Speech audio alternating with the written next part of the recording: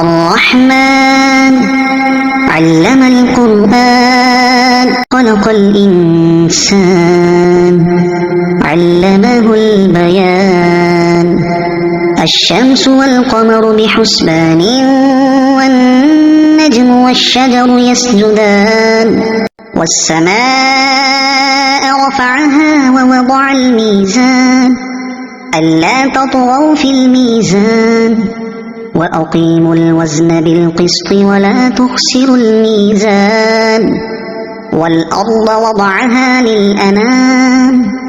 فيها فاكهة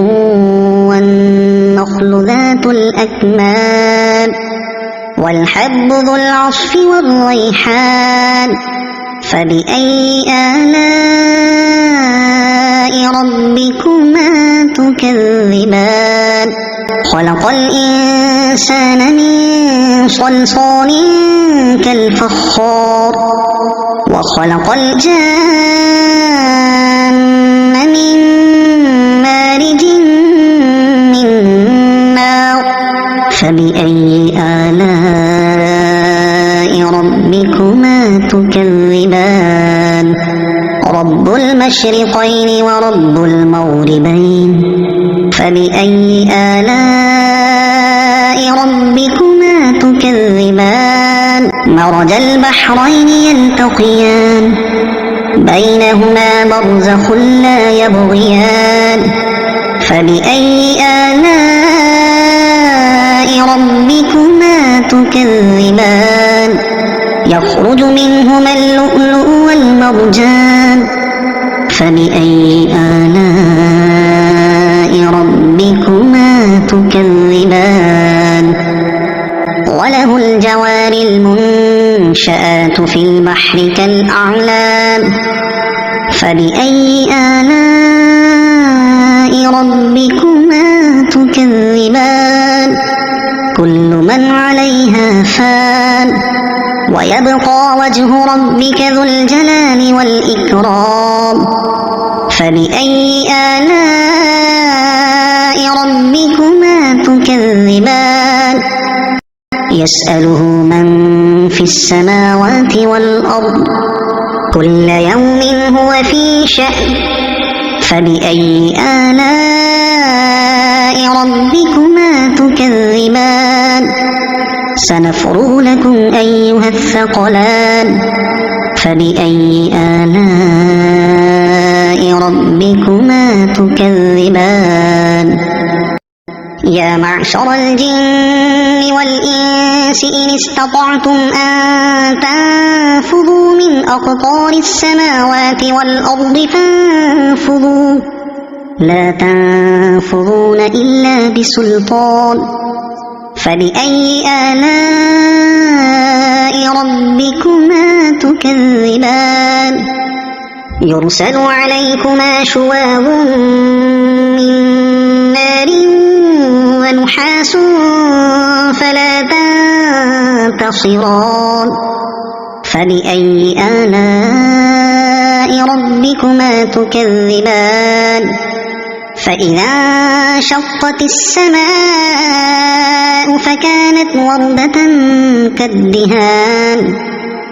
فبأي آلاء ربكما تكذبان فيومئذ لا يسأل عن ذنبه إنس ولا جان فبأي آلاء ربكما تكذبان يعرف المجرمون بسيماهم فيؤخذ بالنواصي والأقدام فبأي آلاء ربكما تكذبان هذه جهنم التي يكذب بها المجرمون يطوفون بينها وبين حميم آن فبأي آلاء ربكما تكذبان ولمن خاف مقام ربه جنتان فبأي آلاء ربكما تكذبان ذواتا أفنان فبأي آلاء ربكما تكذبان فيهما عينان تجريان فبأي آلاء ربكما تكذبان فيهما من كل فاكهة زوجان فبأي آلاء ربكما تكذبان متكئين على فرش بطائنها من استبرق وجنى الجنتين دان فبأي آلاء ربكما تكذبان فيهن قاصرات الطرف لم يطمثهن إنس قبلهم ولا جان فبأي آلاء ربكما تكذبان كأنهن الياقوت والمرجان فبأي آلاء ربكما تكذبان هل جزاء الإحسان إلا الإحسان فبأي آلاء ربكما تكذبان ومن دونهما جنتان فبأي آلاء ربكما تكذبان مدهامتان فبأي آلاء ربكما تكذبان فيهما عينان نضاختان